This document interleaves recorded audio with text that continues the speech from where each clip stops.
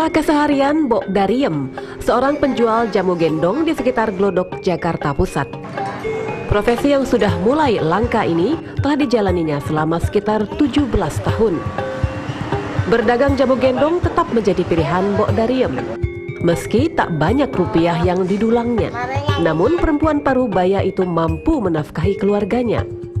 Bahkan, di masa pandemi COVID-19, jamu dagangan Mbok Dariem laris dipesan oleh para pelanggannya. Ya bagaimana ya, orang itu takdir Allah lah itu mah. Kalau itu mah nggak bisa menyiapkan apa penyakit itu, nentukan itu nggak bisa. Karena apa? Soalnya itu Allah yang punya. Saya sih cuman melantarkan aja mas, bener. Satu hari 2 gendongan. Gendongan. Iya. Saniki? Saniki nggih lebih saking gendongan ana enjing ngaten iki betul 10 niki 10 botol. Nggih waktu kan sebotol-sebotol. Terus yang niku napa? Nek ajeng kering ya terus botol-botol kuning. Jamu jelas belum terbukti sebagai obat penangkal virus corona. Namun bagi orang Indonesia, jamu bukan sekadar minuman. Meski zaman berubah, jamu tetaplah jamu. Ramuan rempah-rempah khas Indonesia tersebut tetap menjadi andalan masyarakat Indonesia untuk menjaga kesehatan. Penggunaan jamu di Indonesia dipercaya telah ada sejak sebelum abad ke-7. Fakta ini dicatat di dokumen tua, yaitu diukir di Candi Borobudur. Pada masa kerajaan Mataram Islam, jamu digunakan terbatas di kalangan keraton. Tapi kemudian jamu menyebar dan juga digunakan oleh rakyat jelata.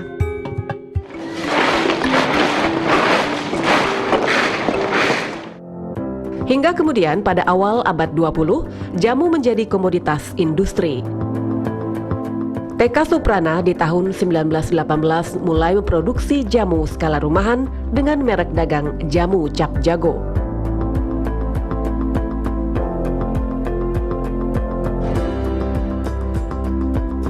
Kemudian pada tahun 1919, Lau Ping Nio mulai memproduksi jamu cap potret Nyonya Menir di Semarang. Sejak itu, jamu menjadi komoditas industri.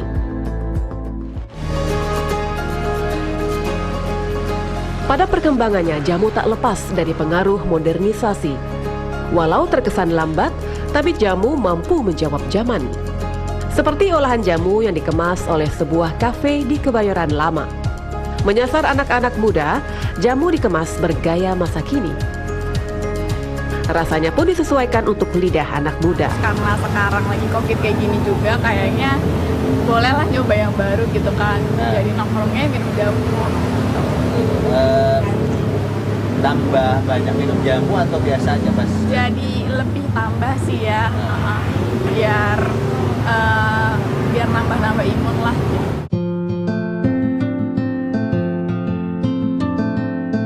Nova Dewi adalah sosok wanita di balik kesuksesan bisnis kafe jamu di Jakarta.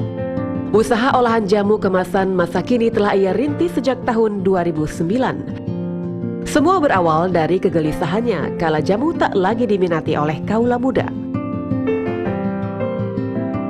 Nah, ketika pindah ke Jakarta itu tahun 2009, lah saya mau nyari jamu. Kalau mau minum jamu itu agak sulit gitu. Ternyata karena teman-teman di Jakarta tuh pada nggak minum jamu, pada takut minum jamu, pada merasa jamu itu pahit, mereka merasa jamu itu obat, terus minumannya wong tua, nggak keren, nggak kekinian, nggak afdol, macam-macam lah. Jadi komennya gitu kan.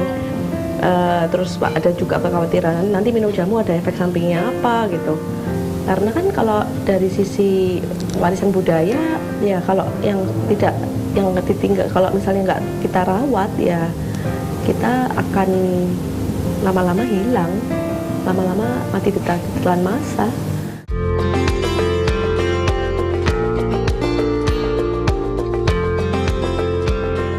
Sejak kecil Nova terbiasa menikmati jamu suguhan ayahnya.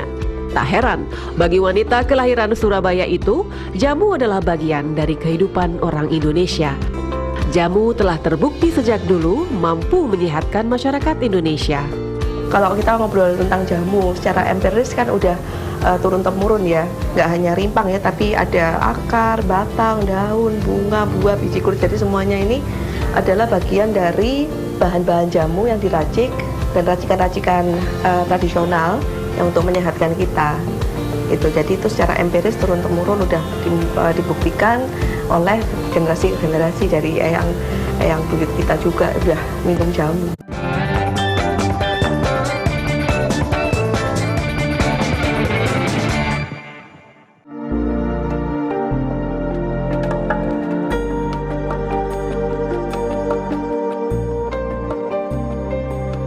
Jamu merupakan olahan tumbuhan asli Nusantara yang menjadi kekayaan warisan budaya. Istilah jamu dipercaya berasal dari kata dalam bahasa Jawa kuno, yaitu jampi yang berarti obat. Sebagai obat yang diwariskan turun-temurun oleh nenek moyang, sudah tentu jamu dipercaya memiliki banyak khasiat. Tak terkecuali pada masa kolonialisme. Meski jamu umumnya lekat dengan kalangan pribumi, namun siapa sangka kalau ternyata orang Belanda juga menggemarinya. Tak hanya konsumsi untuk kesehatan, banyak orang Belanda yang juga melakukan penelitian medis atas khasiat jamu. Pada perkembangannya jamu tetap menjadi primadona. Olahan rempah-rempah khas Nusantara itu menyertai perjalanan bangsa dari masa kerajaan kolonialisme, masa kemerdekaan hingga kini.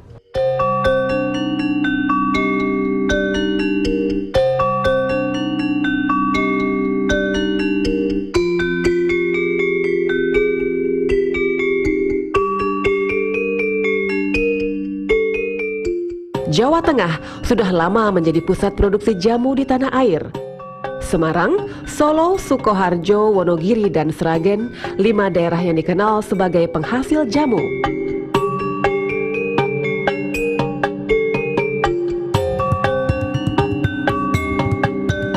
Pasar Nguter yang terletak di Desa Nguter, Sukoharjo adalah pusat dari perputaran jamu, baik di daerah dan pada tingkat nasional.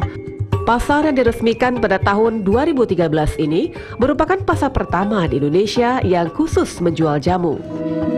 Dulu sejarahnya dari Pasar Nguter. Di Pasar Nguter banyak sekali penjual bahan-bahan jamu yang berupa empon-empon yang berasal dari sekitar sini.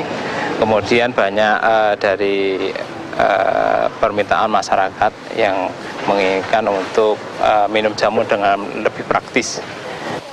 Jadi kemudian dari para penjual jamu ini meracik dalam bentuk serbuk, dan ini berkembang menjadi industri rumahan, di mana dari macam-macam produk yang dihasilkan, seperti kecuali jamu godokan yang sudah awal.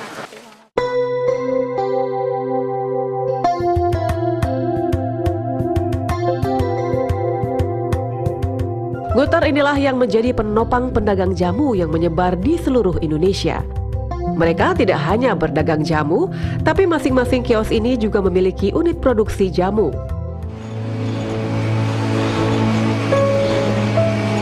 Sejarahnya ini terkait dengan budaya orang sini, yaitu budaya merantau. Jadi daerah Sukoharjo, Wonogiri, Sragen itu mempunyai budaya merantau. Itu kebanyakan dari orang-orang sini itu merantau, yang putri menjual jamu, yang putra jual bakso. Nah, untuk pemasaran itu memang mereka lah yang menjadi ujung tombak dari pemasaran kita selama ini.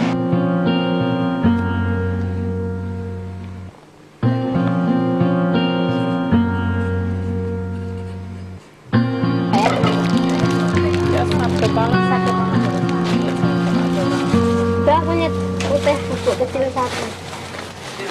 Info pirone sama. 8 juta. Permen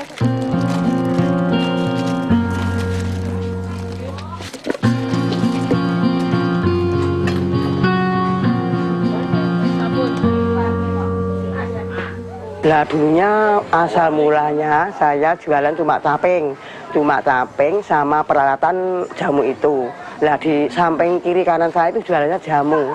Lah saya lihat kiri kanan saya itu jual jamu kok agak baik. Lah saya cuma ada pikiran, seumpama saya bisa tambah usaha seperti itu, saya bagaimana ya? Saya mikir begitulah. Ya itu tahun 91 terus saya mulai mengembangkan jamu itu. Jadi bagaimana ya?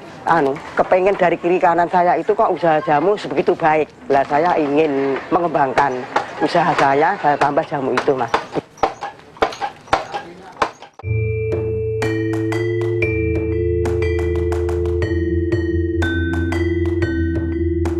Tak hanya di pasar, gerak ekonomi jamu juga menggeliat di pusat penghasil bahan baku jamu, salah satunya di Desa Tawangmangu, Karanganyar, Jawa Tengah. Setiap pagi, desa yang terletak di lereng Gunung Lawu sudah disibukkan oleh aktivitas jual beli bahan baku jamu seperti pegagan, daun sendok, ataupun keji beling. Suwaji adalah salah satu pengepulnya. Sudah lebih dari 50 tahun, ia membeli bahan baku jamu dari para petani di sekitar desanya. Saya kerja pertama itu, saya kulaan beras, jagung, gaplek. Gaplek itu ada 2 tahun. Saya bakul kayu itu, kayu pinus, sengon, windy itu. Wow, itu. Tapi sudah campur jamu. Bahan baku tersebut yang menghidupi para pedagang jamu di seluruh Indonesia. Bahan jamu diramu menjadi minuman kesehatan yang tak lekang dimakan zaman. Diversitas Indonesia termasuk tanaman floral fauna itu nomor 2 setelah Brasilia. Jadi dengan demikian potensi Indonesia untuk menghasilkan obat dari tanaman sangat besar. Karena data sekarang 25% dari obat yang beredar itu asal usulnya dari tanaman. Asal usulnya antibiotika, vincristin, vinblastin, banyak obat yang memang dipakai untuk pengobatan asal usulnya dari tanaman. Dan kita seperti saya jelaskan seperti pabrik bahan kimia yang tak terhingga, karena Indonesia seperti kalau kita lihat di Kalimantan, di Sumatera itu kan tanaman di hutan-hutan belum tersentuh, itu kan potensi luar biasa kalau diteliti.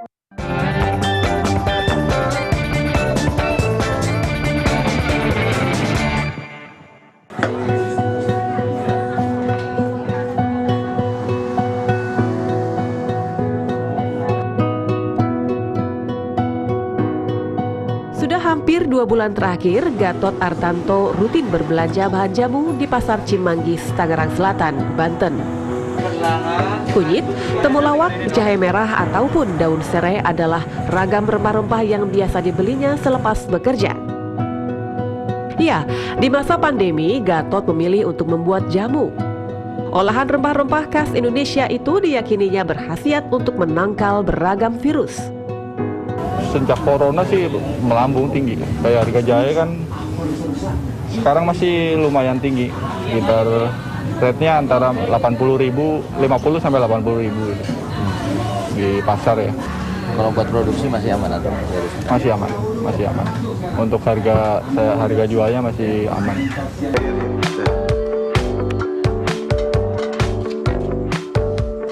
Dunia Barat dengan teknologi dan industri obat merangsek ke seluruh dunia untuk urusan kesehatan. Tapi, jamu tetap menjadi pilihan bagi sebagian manusia Indonesia. Meski tak pernah belajar membuat jamu, Gatot terbilang lihai meracik beragam rempah menjadi jamu. Awalnya pria asal Jawa Tengah ini hanya mengandalkan ingatan masa kecilnya yang sangat suka sekali meminum jamu buatan ayahnya. Namun setelah beberapa kali mencoba resep, Gatot kemudian memiliki patokan sehingga jamu racikannya terasa enak. Kalau saya sendiri sih emang minum jamu dari kecil, dari anak-anak usia anak saya ini kan. Dari kecil, dari umur itu kan kalau di kampung itu kan kalau kayaknya malu kalau misalnya nggak jualan jamu itu malu. Lagi terus orang tua biasanya tiap hari ngasih itu kan, minum jamu, beliin gitu kan kalau ada tukang jamu lewat. Jadi rasa itu pasti nempel sampai sekarang. Ketika nyari rasa itu kayak semacam menggali memori ya, menggali memori zaman dulu itu. Saya minum jamu yang enak tuh kayak apa gitu kan. Oh ini rasanya gini.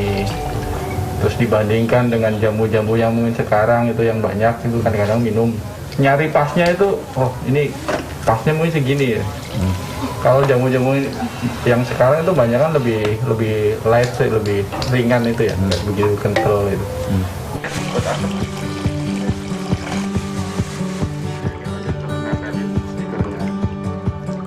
Jamu racikan Gatot awalnya dibuat untuk keluarganya, namun tak disangka jamu buatannya justru disukai oleh tetangga, kerabat, ataupun teman-temannya. Hanya bermodal media sosial, Gatot kemudian mulai kebanjiran pesanan jamu.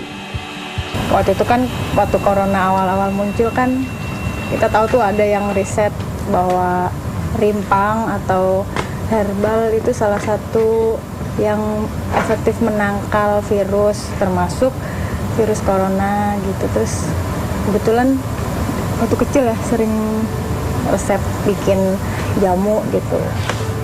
Kalau saya sih sendiri nggak suka jamu, sebenarnya nggak pernah minum jamu, nggak tertarik sama jamu, cenderung nggak suka karena di bayangan saya tuh jamu tuh pahit, getir, baunya nggak enak gitu kan.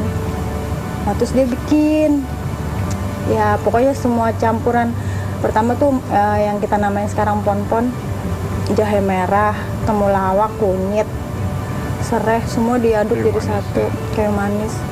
Dan itu enak banget baunya gitu, nggak kayak yang bayangan aku jamu selama ini tuh getir gitu, nggak enak, pahit. Terus begitu nyoba, enak gitu, sering bagi-bagi tetangga gitu, terus bawa ke kantor, ternyata pada suka.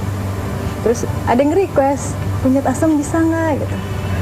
Oh yaudah coba, kita nggak langsung jual, kita tester dulu. Ini gimana, udah cocok belum? Oh ya suka enak-enak. Kalau dengar kata-kata jamu itu kayaknya dari Jawa ya. Sebenarnya saya pengennya bikin ya ramuan tanaman obat Indonesia itu. Jadi karena banyak kan kalau kita datang ke suatu tempat itu pasti ada minuman tradisional dari berbahan rempah gitu, pasti ada. Nah pengennya ke arahnya ke sana.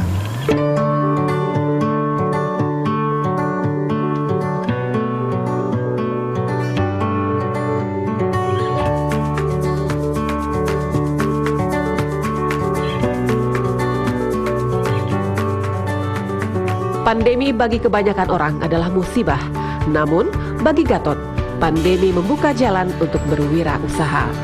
Jadi berkah juga ya mungkin. Ya, alhamdulillah. Alhamdulillah ya, banyak ini ya. Cuma ya yang saya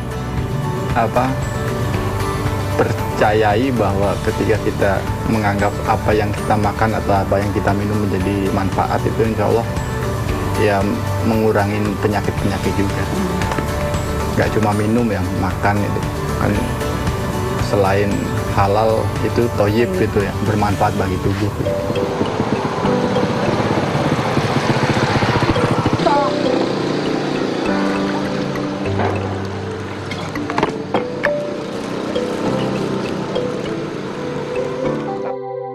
Peminat jamu di tanah air tidak berkurang walau modernitas menjadi napas dunia sekarang. Manusia Indonesia tetap membutuhkan jamu.